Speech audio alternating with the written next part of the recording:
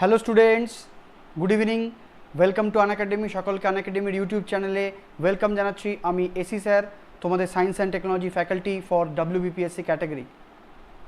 Students, তোমরা যারা free প্ল্যাটফর্মে ক্লাস দেখছো তাদের উদ্দেশ্যে বলবো, আনএকাডেমি প্ল্যাটফর্মে যে নতুন নতুন ব্যাচ কোর্সগুলো লঞ্চ করছে, তোমরা একের পর এক সেই ব্যাচ কোর্সগুলোকে এনরোল করে যাও। 29 মার্চ থেকে দেখো শুরু হয়ে গেছে basic theory and practice batch on arithmetic and reasoning. WBPSC ক্যাটাগরিতে একের পর এক যে ব্যাচগুলো লঞ্চ হচ্ছে, তোমরা অবশ্যই সেগুলোকে এনরোল করো। Sahaj Path, descriptive English and বেঙ্গলিতে WBPSC ক্যাটাগরিতে দুজন ফ্যাকাল্টিকে তোমরা দেখতে পাচ্ছ। 45 days sprint course on economics and polity for WBCS main starting from 1st April. So একের পর এক নতুন নতুন ব্যাচগুলো লঞ্চ হয়েছে, তোমরা দেখতে পাচ্ছ। 2022 prelims batch for WBPSC category. So WBCS 2022 প্রিলিমসের জন্যও কিন্তু একটা নতুন ব্যাচ লঞ্চ হয়ে গেছে। করেসপন্ডিং তোমরা দেখতে পাচ্ছ এখানে WB এক্সাম S10 কোড দেওয়া আছে। এই কোডটা ব্যবহার করে তোমরা 10% ডিসকাউন্ট পেয়ে যাবে সাবস্ক্রিপশনে। যারা ফ্রি প্ল্যাটফর্মে ক্লাস দেখছো, ওকে, ভেরি গুড তুফান। যারা ফ্রি প্ল্যাটফর্মে ক্লাস দেখছো তাদেরকে বলবো, আমাদের WBPSC ক্যাটাগরিতে প্লাস প্ল্যাটফর্মে বেনিফিটস কী কী আছে দেখতে থাকো। Complete syllabus, unlimited practice test, unlimited PDF, regular doubt clearing session, এই সবগুলোই তোমরা পেয়ে যাবে বাড়িতে বসে। এবং তোমরা কোড ইউজ করো WB এক্সাম S10 10% ডিসকাউন্টের জন্য। এছাড়া এডুকেটেডদের কোড ইউজ করতে পারো, আমার কোড ইউজ করতে পারো, আমি দেখিয়ে দেবো আমার কোড। এখানে প্লাস ফিচার্স কী কী আছে দেখে নাও। তুমি তোমার ফেভারিট এডুকেটরের কাছ থেকে এখানে লেসন পেয়ে যাচ্ছ, কমপ্লিট এক্সাম প্রিপারেশন পেয়ে যাচ্ছ, উইকলি মক টেস্ট পাচ্ছ, রেগুলার ডাউট ক্লিয়ারিং সেশন পাচ্ছ, ফ্রি টেস্ট সিরিজ পাচ্ছ, এক্সস্টিভ কভারেজ অফ সিলেবাস তোমরা পেয়ে যাচ্ছ এখান থেকে। এবং তোমরা দেখো, এক বছরের জন্য তোমার সাবস্ক্রিপশন হচ্ছে 10,450। এর ওপর যদি রেফারেল কোড ইউজ করো, WB এক্সাম S10 যে কোডটা ছিল, অথবা আমার কোড যদি ইউজ করো, তোমরা 10% ডিসকাউন্ট পেয়ে যাবে প্লাস প্ল্যাটফর্মে। তোমরা তোমাদের কমফোর্টেবল সাবস্ক্রিপশন প্ল্যান এখান থেকে নিতে পারো, চুজ করবে তোমরা। সকলকে বলবো, let's crack it, this is our Unacademy.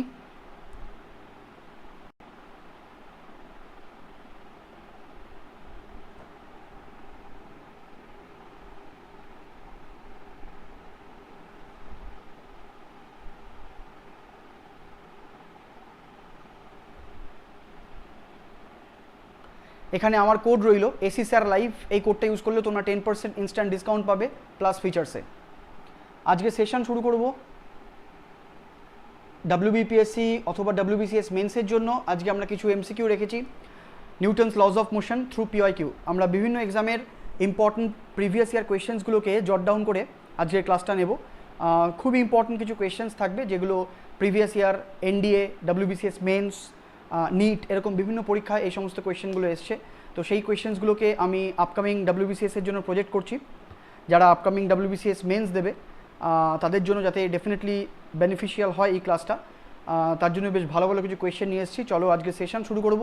তোমরা যারা জয়েন করেছো তারা অবশ্যই দেখতে থাকো। সকলকে গুড ইভিনিং, সকলকে hello.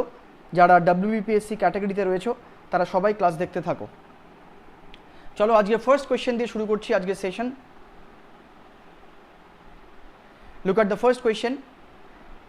Inertia is the inherent property of the body and depends upon its.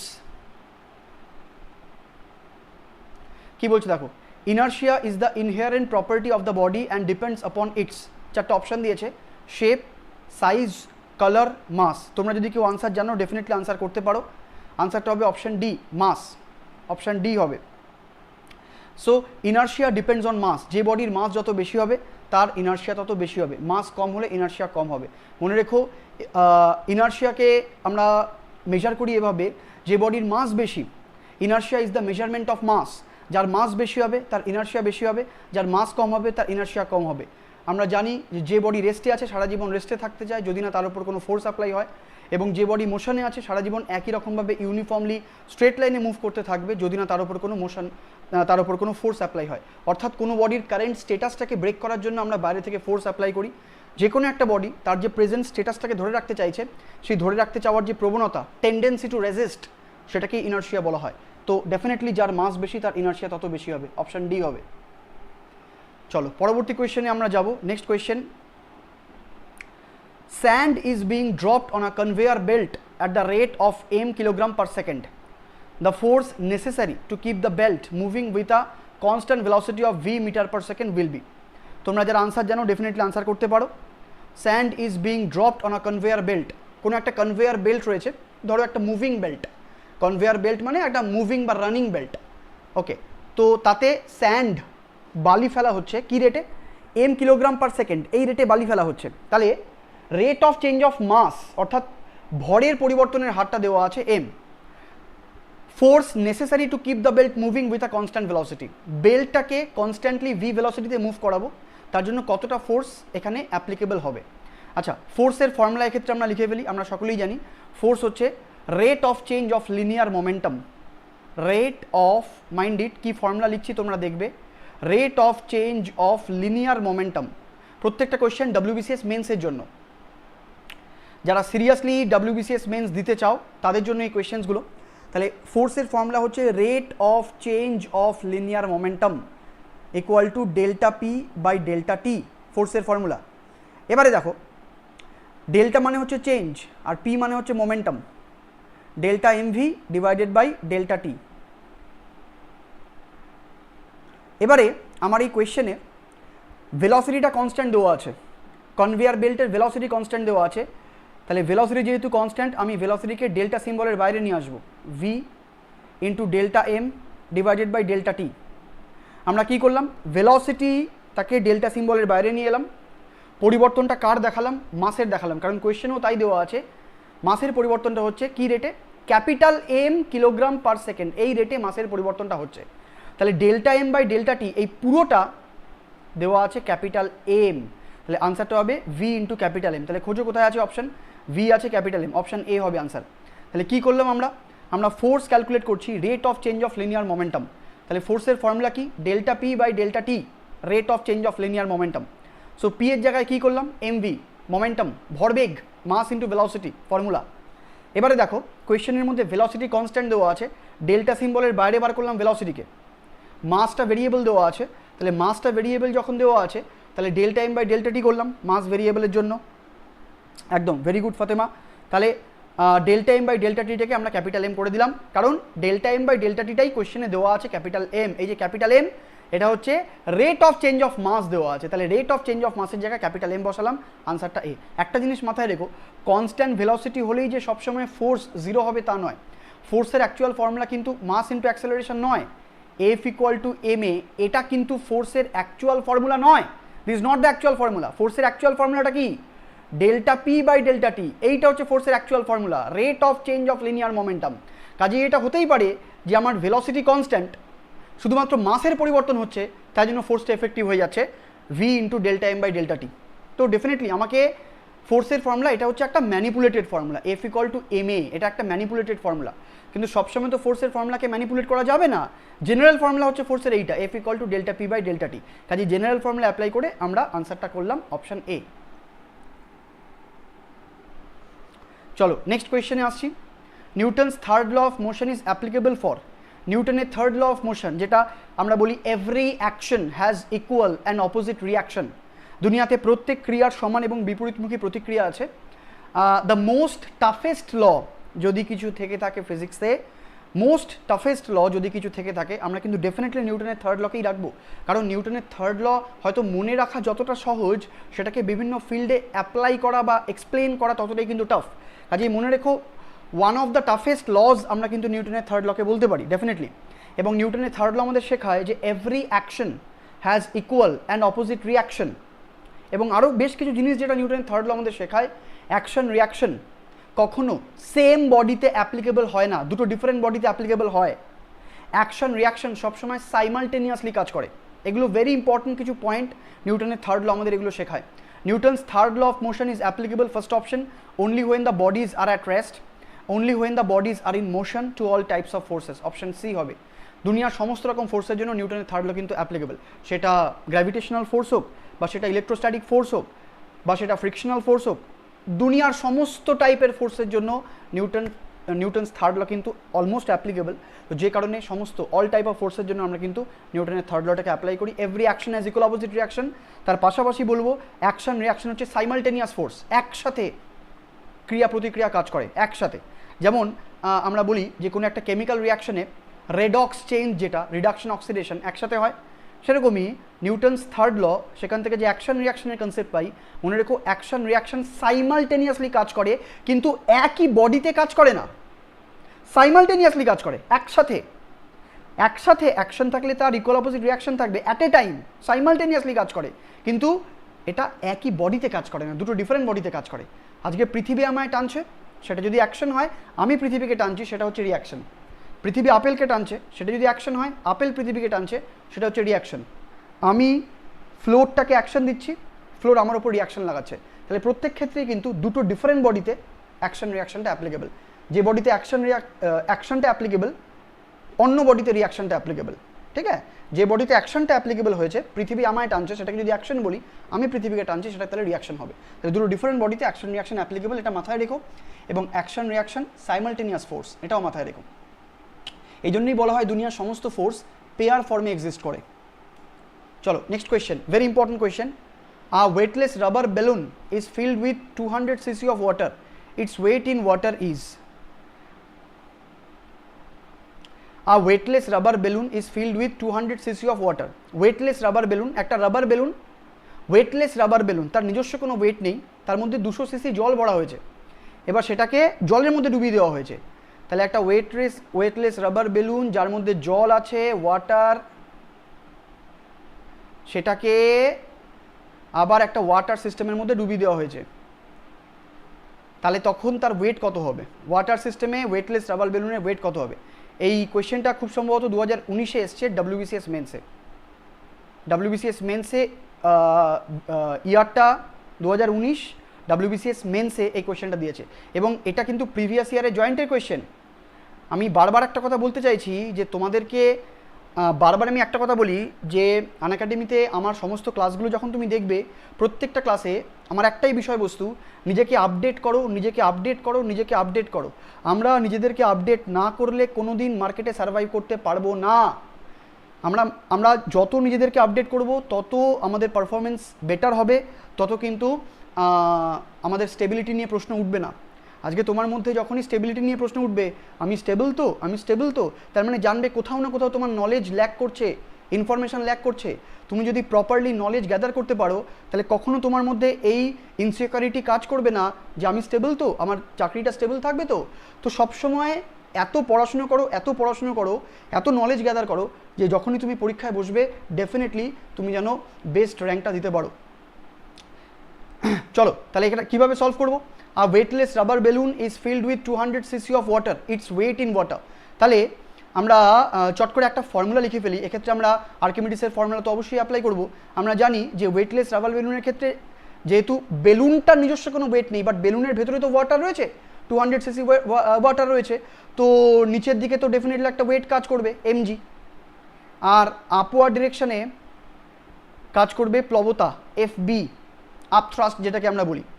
তো এক্ষেত্রে আমরা প্লবতার একটা ফর্মুলা লিখছি, FB upthrust equal to true weight minus apparent weight. ভালো করে দেখবে, ট্রু ওয়েট যেটা ডাউনওয়ার্ড ডিরেকশনে কাজ করছে mg, আর অ্যাপারেন্ট ওয়েট যেটা ওয়েট ইন ওয়াটার, এই যে ইটস ওয়েট ইন ওয়াটার, এটাকে বলা হয় অ্যাপারেন্ট ওয়েট।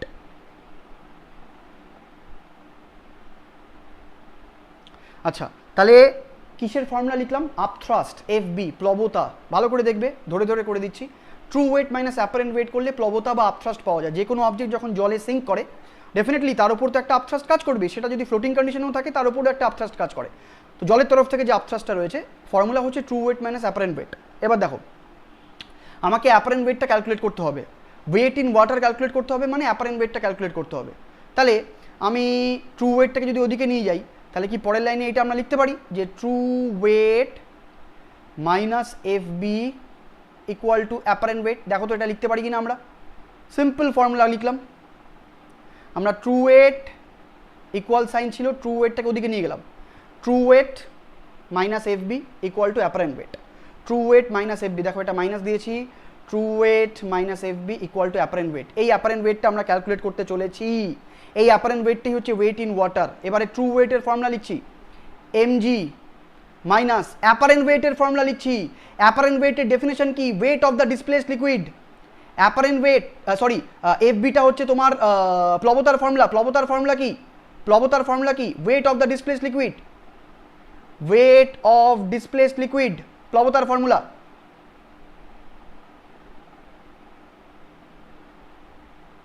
তাহলে কি করলাম? ট্রু ওয়েট মাইনাস প্লবতা upthrust equal to apparent weight. অ্যাপারেন্ট ওয়েটের ফর্মুলা তাহলে কি হলো? True weight minus upthrust. তাহলে আপথ্রাস্টের ফর্মুলা কি ছিল? True weight minus apparent weight করলে আপথ্রাস্ট পাওয়া যায়, true weight minus apparent weight করলে আপথ্রাস্ট পাওয়া যায়, অর্থাৎ apparent weight equal to true weight minus প্লবতা। তাহলে প্লবতার আরেকটা ফর্মুলা লিখছি, weight of the displaced liquid. Weight of the displaced liquid মানে এই অবজেক্টটা জলে নিমজ্জিত হয়ে যতটা জলকে ডিসপ্লেস করে তার যে ওয়েট, সেটাই হচ্ছে weight of the displaced liquid. তাহলে ওয়েট অফ দ্য ডিসপ্লেসড লিকুইডের ফর্মুলা কি লিখছি দেখো, V displaced into rho of water into G. কারণ অবজেক্টটা তো জলের মধ্যে ডুবে আছে, তাহলে সে যখন ডিসপ্লেস করবে, অবজেক্টটা কি ডিসপ্লেস করবে বলো? জল ডিসপ্লেস করবে। তাহলে V displace into rho W into G, এইটা হচ্ছে weight of the displaced liquid F B. এটা ইকুয়াল টু আমার অ্যাপারেন্ট ওয়েট এ ডাব্লিউ। ভালো করে দেখবে, প্রত্যেকটা স্টেপ আস্তে আস্তে করছি। ট্রু ওয়েটের জায়গায় এমজি লিখলাম, এফ বির জায়গায় V displace into rho W into G লিখলাম, আর ডান দিকে অ্যাপারেন্ট ওয়েট লিখলাম। আচ্ছা, এবারে এমজি, এম মানে কি? মাস। মাস মানে কি? মাস মানে কি গো? Volume into density. লিখে ফেলো, volume into density, volume into density. ডেন্সিটির জায়গায় আমি লিখলাম রো ডাব্লিউ। কেন? কারণ দেখো এই যে মেটেরিয়ালটা, এই যে বেলুনটা, বেলুনের মধ্যে কি রয়েছে গো? জল রয়েছে। তো বেলুনটা নিজস্ব ওয়েটলেস, বেলুনটা নিজে ওয়েটলেস, তাহলে বেলুনের মেটেরিয়াল তোমার দেখার দরকার নেই। বেলুনের ভেতরে যে লিকুইডটা আছে তার মেটেরিয়ালটা দেখো, বেলুনের ভেতরেও কিন্তু জল ভর্তি করা আছে। তাহলে বেলুনের মাস কি হবে? ভলিউম মানে যে ভেতরে যে জলটা আছে তার ভলিউম ইন্টু তার density, rho W. Okay, minus V displace. V displace কত হবে? বেলুনটা তো জলে পুরোপুরি নিমজ্জিত আছে, তাহলে আর্কিমিডিস কি বলছেন? যে বস্তু পুরোপুরি জলে নিমজ্জিত আছে সে তার ইকুয়াল ভলিউমের জলকে ডিসপ্লেস করবে। তাহলে ভি ডিসপ্লেসের জায়গায় আমি ভি বসিয়ে দিই, ভি ডিসপ্লেস যেটা আছে তার জায়গায় ভি বসিয়ে দাও, ভি ডিসপ্লেসের জায়গায় তুমি ভি বসিয়ে দাও, রো ডাব্লিউটা রো ডাব্লিউই রাখো, G equal to apparent weight. দেখো তো পরের লাইনে V rho G minus V rho G same হয়ে যাচ্ছে, তাহলে zero equal to apparent weight. তাহলে অ্যাপারেন্ট ওয়েটটা জিরো বেরোচ্ছে, তার মানে ওয়েট ইন ওয়াটার আমরা বার করলাম অপশান ডি, জিরো। খুবই স্ট্যান্ডার্ড কোয়েশ্চেন, অপশান ডি হবে। দেখো বুঝতে পারলে কিনা? খুবই স্ট্যান্ডার্ড কোয়েশ্চেন, ঠিক আছে? খুবই স্ট্যান্ডার্ড কোয়েশ্চেন, এবং আমার কাজ হচ্ছে তোমাকে ধরে ধরে জিনিসটা বুঝিয়ে দেওয়া। আমি আরেকবার জিনিসটা বুঝিয়ে দিচ্ছি। আমার ক্লাসের স্পেশালিটি হচ্ছে আমি কখনো কখনো কখনো শুধু আনসার বলে স্কিপ করে যাই না যে এটা বি হবে, চলো এটা বি জানলেই হবে, লজিক জানতে হবে না। আমি তোমাকে সবসময় একটা জিনিস শেখাবো, ভাই লজিক জানো, লজিক জানো, লজিক জানো। লজিক জানলে তুমি কনসেপ্টটা জানবে, কনসেপ্টটা জানলে দিনের শেষে যে কোনো পরীক্ষা তুমি দেবে, তুমি এনডিএ দেবে, তুমি ইউপিএসসি দেবে, তুমি ডব্লিউবিসিএস মেন্স দেবে, কি তুমি লিগাল মেট্রোলজি দেবে, পিএসসির যে কোনো পরীক্ষা তুমি দাও, ইউপিএসসি দাও, তোমার একবারের জন্য হলেও মনে পড়বে যে না, অরূপ স্যার লোকটা শুধু এবিসিডি বলে যেত না, সে কিন্তু কনসেপ্টটা ক্লিয়ার করার চেষ্টা করতো বারবার, প্রত্যেক পদে পদে, সেটা ফিজিক্স হোক বা কম্পিউটার হোক বা কেমিস্ট্রি হোক। দেখো ভালো করে আমি আরেকবার বলে দিচ্ছি। তাহলে একটা রাবার বেলুন যার মধ্যে জল ভর্তি করা আছে, তো সেটাকে জলে ডুবিয়ে দিলাম। তো এখানে পরিষ্কার আমরা দেখতে পাচ্ছি যে এই রাবার বেলুনটাকে জলে ডুবিয়ে দিয়েছি। আমি একটু কালার চেঞ্জ করে এবার দেখাই। এই যে রাবার বেলুনটাকে জলে ডুবিয়ে দিয়েছি। তাহলে জলে ডুবিয়ে দিয়েছি যখন, তার ট্রু ওয়েটটা তো থাকবেই, এমজি যেটা ট্রু ওয়েট সেটা তো থাকবেই, আর আপওয়ার্ড ডিরেকশনে কাজ করছে প্লবতা এফ বি, ঠিক আছে? তাহলে প্লবতার ফর্মুলা তোমাকে জানতে হবে, আপথ্রাস্ট কি formula? True weight minus apparent weight, এটা জানতেই হবে তোমাকে। True weight minus apparent weight, প্লবতার অনেকগুলো ফর্মুলা আছে। প্লবতা মানে অ্যাপারেন্ট ওয়েট লস, প্লবতা মানে true weight minus apparent weight, প্লবতা মানে weight of the displaced liquid, প্লবতা মানে আপথ্রাস্ট, বায়ন্ড ফোর্স, আপথ্রাস্ট। তাহলে F B equal to weight of the displaced liquid একটা formula, F B equal to true weight minus apparent weight একটা formula. তাহলে আমরা কি করলাম? এখান থেকে অ্যাপারেন্ট ওয়েটটাকে বাঁ দিকে নিয়ে আসো বা ডান দিকে যে কোনো একদিকে নিয়ে যাও। অ্যাপারেন্ট ওয়েট তাহলে কত হবে? True weight minus F B, true weight minus F B করলে অ্যাপারেন্ট ওয়েট হবে, true weight minus F B করলে অ্যাপারেন্ট ওয়েট হবে। স্যার অ্যাপারেন্ট ওয়েট কেন বার করছেন? কারণ ওয়েট ইন ওয়াটার মানে হচ্ছে apparent weight, weight in air মানে হচ্ছে ট্রু ওয়েট। বারবার বলছি, ওয়েট ইন ওয়াটার মানে হচ্ছে apparent weight. Weight in air মানে হচ্ছে ট্রু ওয়েট। কোনো একটা অবজেক্ট যতক্ষণ সে এয়ারে আছে তার ওয়েটটা হচ্ছে ট্রু ওয়েট, যেই মুহূর্তে তাকে জলে ডোবালাম তার ওয়েটটা হচ্ছে অ্যাপারেন্ট ওয়েট, মাইন্ড ইট। তাহলে যদিও এয়ারে থাকলেও তার একটা ডিসপ্লেসমেন্ট হয়, এয়ার ডিসপ্লেসমেন্ট হয়, বাট চলো অলমোস্ট অ্যাকচুয়ালি বলা উচিত যে ভ্যাকিউমে আমরা কোনো একটা অবজেক্টের ক্লিয়ার ওয়েট বা ট্রু ওয়েট পাই, বাট এক্ষেত্রে আমরা ইন এয়ার তার যে ওয়েট সেটাকে আমরা ট্রু ওয়েট বলতে পারি, আন্ডার ওয়াটার তার যে ওয়েট সেটাকে আমরা বলবো অ্যাপারেন্ট ওয়েট। তাহলে অ্যাপারেন্ট ওয়েটটা বার করলাম, true weight minus F B করে, ট্রু ওয়েটের ফর্মুলা mg আর এফ বির ফর্মুলা হচ্ছে weight of the displace liquid, তাহলে V displace into rho W into G. M মানে কি মাস, মাস মানে কি ভলিউম ইন্টু ডেন্সিটি। কার ডেন্সিটি হবে? ভেতরে যে জলটা আছে তার ডেন্সিটি, আর জলের ভলিউম, কারণ ওয়েটলেস রাবার বেলুন লেখাই ছিল, তাহলে রাবার বেলুনের কোনো প্রপার্টি তোমায় নিতে হবে না, যা নিতে হবে রাবার বেলুনের ভেতরে যে জলটা আছে তার প্রপার্টিটা নিতে হবে, রাবার বেলুনের ভেতরে যে জলটা আছে তার প্রপার্টিটা তোমায় নিতে হবে, তাই করেছি। তাহলে ভি রো ডাব্লিউ জি, এটা হচ্ছে এমজি কে রিপ্লেস করেছি এইভাবে, আর ভি ডিসপ্লেসের জায়গায় ভি লিখে দিয়েছি, কারণ নিমজ্জিত বস্তু তার সমগ্র আয়তনে জলকে ডিসপ্লেস করবে, আর্কিমিডিসের প্রিন্সিপাল। ভি ডিসপ্লেসের জায়গায় ভি লিখে দিয়েছি, rho W G, zero answer. অসাধারণ কোয়েশ্চেন, ডি আনসার। একটু প্লাস প্ল্যাটফর্মে ক্লাসগুলো দেখো, কম্পিউটারের উপর এমসিকিউ তো আমার স্পেশাল ক্লাসে থাকে, ঠিক আছে, আর প্লাস প্ল্যাটফর্মে আমার কম্পিউটারের উপর লম্বা কোর্স রয়েছে, ঠিক আছে, অনেকগুলো ক্লাস করিয়েছি কম্পিউটারের উপর প্লাস প্ল্যাটফর্মে, 10 থেকে 12টা পুরো WBCS মেন্সের জন্য। এবার বুঝতেই পারছো প্রত্যেকটা টপিক একটার সাথে একটা রিলেটেড, বুঝলে তো, যে কারণে আমি স্পেশাল প্ল্যাটফর্মে একটু তোমাদের ধরো আইডিয়া দিচ্ছি কী টাইপের কোয়েশ্চেন আসে, সেই কোয়েশ্চেনগুলো করাচ্ছি স্পেশাল প্ল্যাটফর্মে। আর প্লাস প্ল্যাটফর্মে যেহেতু পুরো লিঙ্ক, যেমন ধরো কম্পিউটারের জন্য আমি কী করাইনি, আমি কম্পিউটারে কমিউনিকেশন সিস্টেম করিয়েছি, কোয়ান্টাম কম্পিউটিং করিয়েছি, টাইপস অফ কম্পিউটার করিয়েছি, কম্পোনেন্টস অফ কম্পিউটার করিয়েছি, কম্পিউটার আর্কিটেকচার করিয়েছি, ঠিক আছে, তারপরে different types of RAM, ROM, memory, register, digital electronic circuit, কিচ্ছু বাদ দেয়নি, ম্যাক্সিমাম জিনিসটাই করিয়েছি, একটার সাথে একটা রিলেটেড। তাই আমি সাজেস্ট করবো যে যদি পারো প্লাস প্ল্যাটফর্মে একবার কোর্সগুলো দেখতে থাকো, নিজেকে ডেফিনেটলি আমার ক্লাস করার পর মনে হবে যে না সত্যি কিছু না কিছু শিখলাম, এনরিচ করতে পারবে, এটা আমি বলতে পারি। আর এছাড়া স্পেশাল প্ল্যাটফর্মে আমাদের এমসিকিউ তো যেমন চলতে থাকবে, ছোটো ছোটো ক্লাস চলতে থাকবে। চলো আমরা এগিয়ে চলি, পরবর্তী কোশ্চেনের দিকে এগোই। A man of mass 80 kilogram is standing in an elevator whose cable breaks suddenly if the elevator falls. আচ্ছা, একটা মানুষ যার 80 কেজি ওয়েট ছিল এলিভেটারের ভেতরে রয়েছে, এলিভেটারের কেবিলটা ছিঁড়ে গেছে সাডেনলি, তাহলে এলিভেটারের তো ফ্রি ফল হবে গো, এলিভেটারের কেবিল ছিঁড়ে গেছে সাডেনলি, ফ্রি ফল, তাহলে ফ্রি ফল কন্ডিশনে অ্যাপারেন্ট ওয়েট কত হবে? 0, অপশন সি। কারণ ডাউনওয়ার্ড অ্যাক্সেলারেশনে আমি কি শিখিয়েছিলাম? n = mg - ma, downward acceleration হচ্ছে, লিফটের ডাউনওয়ার্ড অ্যাক্সেলারেশন হচ্ছে, অ্যাপারেন্ট ওয়েটের ফর্মুলা n = mg - ma। ভেতরে থাকা লোকটা নিজেকে লাইটার ফিল করে, ডাউনওয়ার্ড অ্যাক্সেলারেশন লাইটার ফিল করে, n = mg - ma, ঠিক আছে।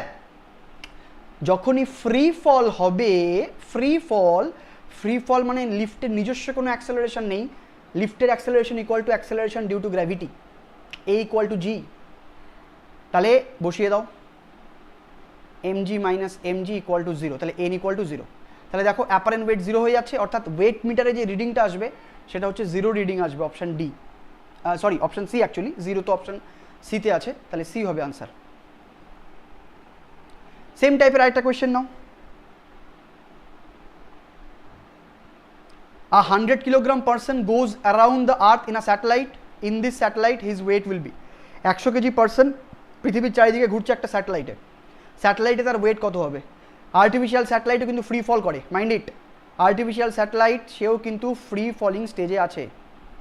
ফ্রি ফল দু রকমের হয়, এক ধরনের ফ্রি ফলে অবজেক্ট পৃথিবীর সারফেসকে এসে টাচ করে, আরেক ধরনের ফ্রি ফলে অবজেক্ট পৃথিবীর চারিদিকে, আর্টিফিশিয়াল স্যাটেলাইট যেটা ঘুরতে থাকে, আর্টিফিশিয়াল স্যাটেলাইটও ফ্রি ফল করে, শুধুমাত্র তার স্পিডের জন্য সে পৃথিবীর সারফেসকে টাচ করতে পারে না, কারণ সে এতটা স্পিডে, মানে ধরো পৃথিবীর সারফেস থেকে কোনো একটা অবজেক্টকে যদি 8000 প্রায় 8000 মিটার পার সেকেন্ড বা 8 কিলোমিটার পার সেকেন্ড বা অ্যাপ্রক্সিমেটলি 7.9 কিলোমিটার পার সেকেন্ড বা তোমার বলতে পারো 8000 মিটার পার সেকেন্ডে রিলিজ করা হয় পৃথিবীর সারফেস থেকে হরিজন্টালি, সে সোজা বেশ কিছু দূর যাওয়ার পর যখন বেন্ড হবে, প্রত্যেকটা অবজেক্ট তো বেন্ড হয়, তখন সে দেখবে, ধরো আমি এই যদি পৃথিবী হয়, এইখান থেকে কোনো একটা অবজেক্টকে রিলিজ করে দিলাম সোজা, সে ফ্রি ফল করলো, হরিজন্টাল একটা স্পিড দিয়ে রিলিজ করো, এইভাবে ফ্রি ফল করবে। হরিজন্টাল আরেকটু বেশি স্পিড দিয়ে রিলিজ করো, এইভাবে ফ্রি ফল করবে। এরকম করতে করতে আমি বলছি প্রায় 8 কিলোমিটার পার সেকেন্ড অথবা 8000 মিটার পার সেকেন্ডে প্রায় যদি কোনো একটা অবজেক্টকে রিলিজ করা যায়, সে বেশ কিছু দূর সোজা যাওয়ার পর যখন বেন্ড হবে ততক্ষণে দেখবে এমা পৃথিবী তো কার্ভড হয়ে গেছে, পৃথিবী কার্ভড হয়ে গেছে, পৃথিবী কার্ভড হয়ে গেছে। মানে কি? মানে হচ্ছে এটাই যে পৃথিবী কার্ভড হয়ে গেছে, অর্থাৎ সে চাইবে পৃথিবীকে টাচ করতে গ্র্যাভিটির জন্য, বেন্ড হতে চাইবে, কিন্তু পারবে না পৃথিবীর সারফেসকে টাচ করতে। কেন পারবে না? কেন? তার কারণ সে যে পৃথিবী যেহেতু কার্ভেচার বা পৃথিবী যেহেতু কার্ভড হয়ে গেছে, তার জন্য সে পৃথিবীর সারফেসকে আর টাচ করতে পারছে না। তাই সে কন্টিনিউয়াসলি ঘুরেই যাচ্ছে, ঘুরেই যাচ্ছে, ঘুরেই যাচ্ছে। সে চেষ্টা করে যাচ্ছে পৃথিবীর সারফেসকে টাচ করবো, বাট পারছে না। তাহলে এটাও কিন্তু ফ্রি ফল। আর্টিফিশিয়াল স্যাটেলাইটগুলো ফ্রি ফল করে, তারা হাই স্পিডে পৃথিবীর চারিদিকে ঘুরে বেড়াচ্ছে, তাই জন্য তারা পৃথিবীর সারফেসকে টাচ করতে পারে না, বাট তারাও কিন্তু ফ্রি ফল করে। একটা হাইট থেকে রিলিজ করা ঢিল, পাথরের টুকরো আর আর্টিফিশিয়াল স্যাটেলাইট, এরা দুজনেই কিন্তু ফ্রি ফল করছে। ফ্রি ফল মানে ভেতরে যারা রয়েছে তারা ওয়েটলেস ফিল করবে। সো আনসার হবে অপশন বি 0। নেক্সট কোয়েশ্চেনে আসো। A block of mass m is pulled along a horizontal frictionless surface by a rope of mass m when force F is applied at one end of the rope। আচ্ছা চলো, একটা block আছে capital M মাসের, আর তার সাথে একটা small m rope লাগানো আছে। এবার একদিকে ফোর্স অ্যাপ্লাই করা হয়েছে capital F at one end of the rope, রোপের একটা দিকে ফোর্স অ্যাপ্লাই করা হয়েছে আর রোপের আরেকটা সাইডে একটা ব্লক ক্যাপিটাল M আটকানো আছে। একটা ব্লক বা বক্স, তার সাথে একটা স্মল m রোপ অ্যাটাচ করে দিয়েছি, আর m এর একটা সাইডে ফোর্স অ্যাপ্লাই হয়েছে ক্যাপিটাল F। এবারে বলছে এই সমস্ত কোয়েশ্চেনগুলো CGL, রেল, WBCS মেন্স, একদম ছোটো ছোটো question, conceptual question. Then the force which the rope exerts on the block is. আচ্ছা তাহলে এই রোপের এক্সার্টস অন দ্য ব্লক, রোপটা ব্লকের ওপর কতটা ফোর্স লাগাচ্ছে তোমায় বার করতে হবে। তাহলে ফোর্স অন ব্লক তোমায় ক্যালকুলেট করতে হবে, ফোর্স অন ব্লক তোমায় ক্যালকুলেট করতে হবে। ফোর্স অন ব্লক মানে mass of block into acceleration, এইটা হচ্ছে ফর্মুলা। ব্লকের ওপর ফোর্স, তাহলে কি করব? ব্লকের মাস ইন্টু ব্লকের অ্যাক্সেলারেশন। ব্লকের মাস কত গো? ক্যাপিটাল M দেওয়া আছে, আর ব্লকের অ্যাক্সেলারেশন, ব্লকের অ্যাক্সেলারেশন কী করে বার করবো? অ্যাক্সেলারেশন মানে কি? Total force F net by total mass, তাই তো? Total force by total mass তো। তাহলে F নেট কত দেওয়া আছে? টোটাল ফোর্সটা F দেওয়া আছে, টোটাল মাসটা দেওয়া আছে capital M plus small m, বাস বসিয়ে দাও। তাহলে capital M into capital F by M plus m বসিয়ে দাও, এটাই আনসার। তাহলে option D simple. Capital M ব্লকটার উপর কতটা ফোর্স লাগছে সেটা জানতে গেলে ক্যাপিটাল M এর মাস নাও আর ক্যাপিটাল M এর অ্যাক্সেলারেশন নাও, মাল্টিপ্লাই করে দাও, হয়ে যাবে আনসার অপশান ডি।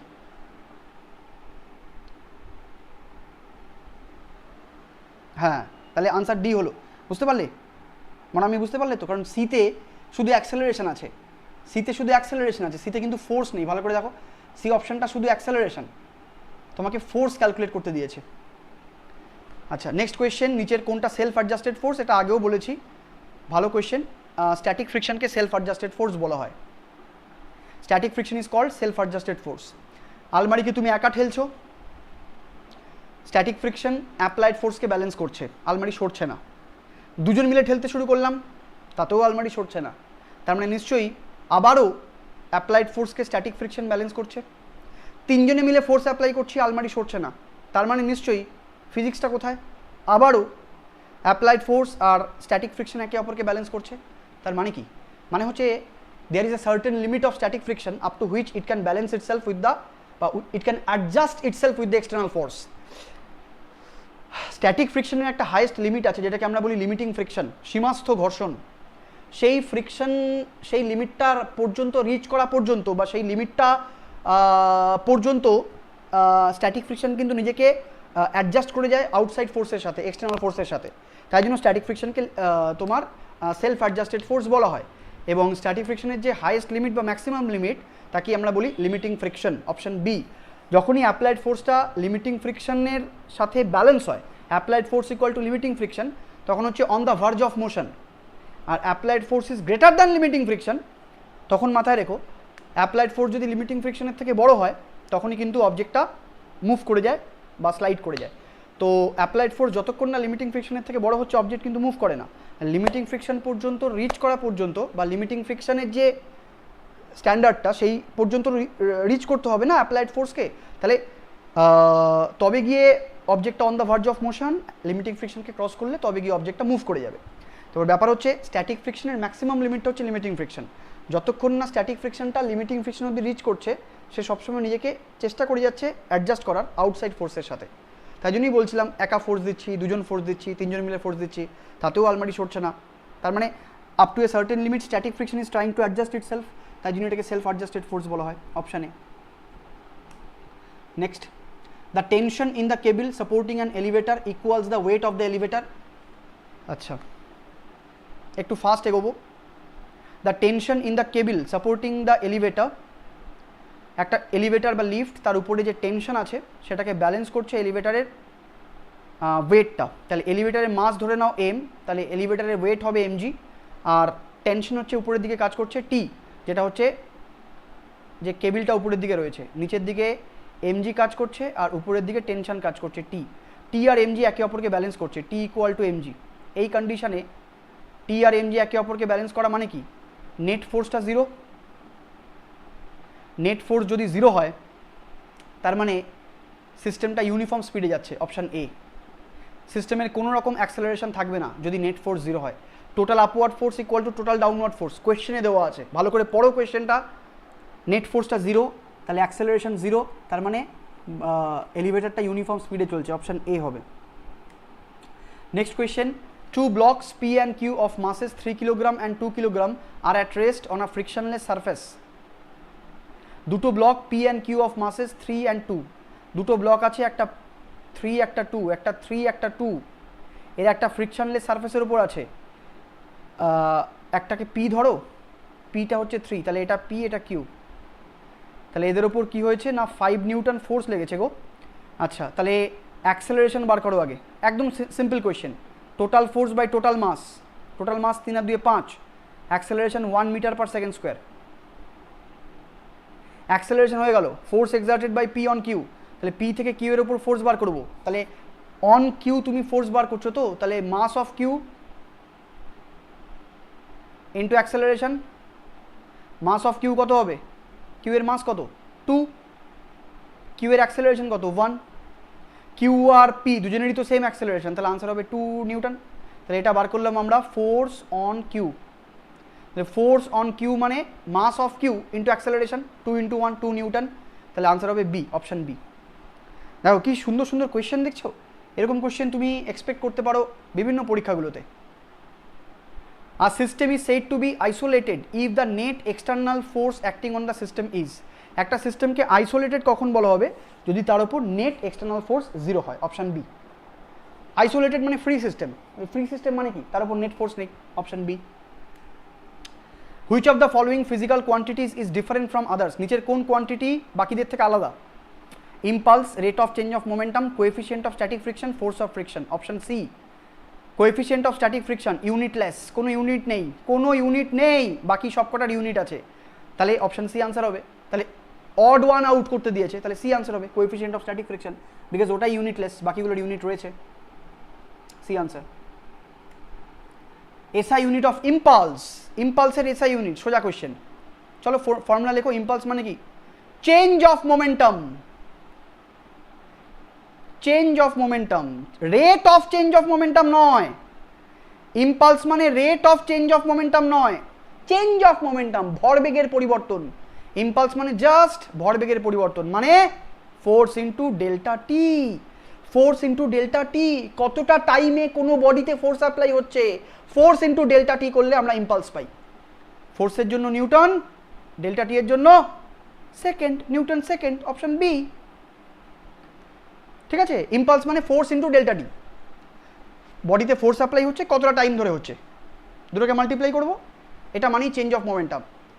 কখনো বলো না rate of change of momentum, rate of change of momentum কিন্তু ফোর্স, এটা কিন্তু ফোর্স নয়, ইম্পালস। ইম্পালস আলাদা, ফোর্স আলাদা, ইম্পালসিভ ফোর্স আলাদা, মানে বেসিক্যালি ইম্পালসিভ ফোর্স একটা ফোর্স, ইম্পালস আর ইম্পালসিভ ফোর্স কিন্তু এক জিনিস নয়। ঠিক আছে, আমি ক্লাসেও আগে বলেছি, স্পেশাল ক্লাসে, ইউটিউবে বারবার একই কথা বলবো। Next question.